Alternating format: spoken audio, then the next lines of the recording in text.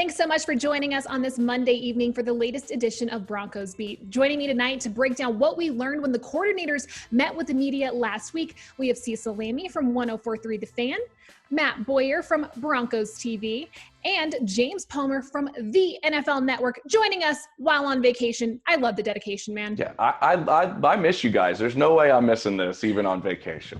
We're glad to have you. Well, gentlemen, let's go ahead and start with Pat Shurmur and the offense. The very first question asked on Thursday, unsurprisingly, was about the signing of Melvin Gordon.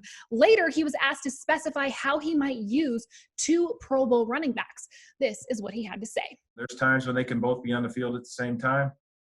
There's times when, one or the other will be on the field. And I think they share the same skill set. We have two running backs now that can be very explosive with the ball in their hands, whether you throw it or run it.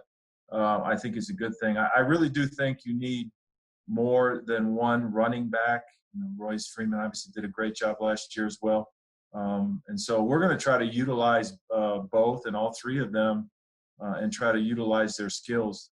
Well, the biggest takeaway, I think, is the fact that we may see Phillip Lindsay and Melvin Gordon on the field at the same time. You guys, I looked at other teams around the league. This does not happen very often. This is very, very rare. So what exactly does this look like? I think, Alexis, the interesting part from Pat Shurmur was that they're going to have specific roles. And then he went on to say how similar they both are and how they both can do everything. I'm not sure specific roles is exactly where things might go as the season rolls on. I think there's an idea that fits each of these guys' skill sets because I don't think they're exactly the same. I think they both can do a lot of different things, but they're two different running backs. And I think you mentioned putting them both on the field at the same time. I've talked to other people in that building that believe that is something that can definitely happen. And then you can maybe motion somebody out wide, and then you move, the defense in a particular spot, and then you can call a play and change what you're looking at on how they move. I think you can put both of them on the field at the same time. We've talked all offseason, guys, right, about the number of weapons that this team has. This just shows you another facet that can be extremely flexible. And if you can run the football well and you can throw the football to your running backs well, it opens everything else up for all of these skill guys we know that they have at the wide receiver position. Yeah, James used the word flexible. I'll use the word creative because I was so overjoyed when Pat Shurmur said this, because you have to be creative with the weapons that you have. Traditionally, as we've broken down on this show, Pat Shurmur's a one-back guy. Phillip Lindsay's not a regular backup. Phillip Lindsay is the number one running back, and this is rare. This is something you don't see. Don't give me the committees in New England, nothing like that. No. Two true number one backs. And as James pointed out also, it's about what you make the defense declare. Having two backs on the field is probably going to make the defense declare, let's go heavy personnel, or at least let's go base personnel, not nickel personnel. And then you can attack them in the passing game by motioning out Phillip Lindsay, putting him in the slot, or doing the exact same with Melvin Gordon, or having them both in the shotgun formation next to Drew Lock in a T formation on either side, running swing routes. You can be so creative by having both backs on the field, and it made me very happy for Shurmur to say that, to know that he's planning on doing that this year. Yeah, Cecil just mentioned it. We think about Pat Shurmur. Dalvin Cook and Saquon Barkley are often the guys that we hear most mentioned when we're talking about his philosophy with regards to the rushing attack. I think when you look at what the Broncos running backs have done this offseason, the stress as far as catching the ball out of the backfield. We've heard about Phillip Lindsay getting together with Drew Lock off the field, really honing in some of that receiving skills that we didn't see a ton of from him last season. I think is a huge step forward for him. And I also think that like Cecil mentioned, it's the sign of the times. We've seen more and more teams weaponize that running back position with regards to the passing game. And I think Pat Shurmur is going to utilize it pretty effectively here in 2020.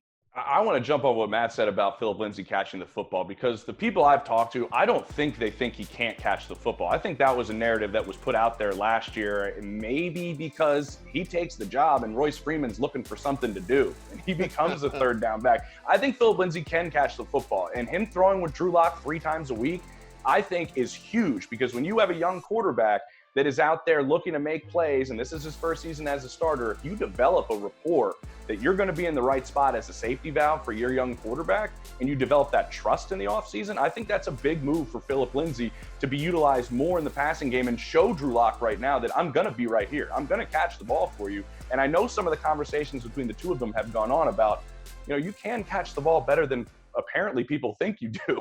And I think that's spreading throughout this offense. And I think that narrative from last year is going to be gone this season. Can I piggyback on the piggyback, if I may? Yeah. Go ahead. What Matt brought up and what James built on is fantastic, because here's the narrative. Phillip Lindsay can't catch. That's wrong. Now, he had the second highest drop rate in the league last year to only Terrell Williams, if we take all positions, and Terrell Williams struggled with the Raiders. But is it technique? Is it concentration? Does he have bad hands? I've scouted thousands of players, okay? What it was, in my opinion, was Phillip Lindsay was trying to do too much last year, because he was pretty much in on offense. Him and Cortland Sutton, right? Battling against everything every single week, and he tried to do too much and maybe not secure the pass before he, caught it and went upfield. So that led to those drops that we saw. If he knows, hey, I got Jerry Jeudy and Sutton and all these number of weapons, I could spend the rest of the segment naming just the weapons on this team.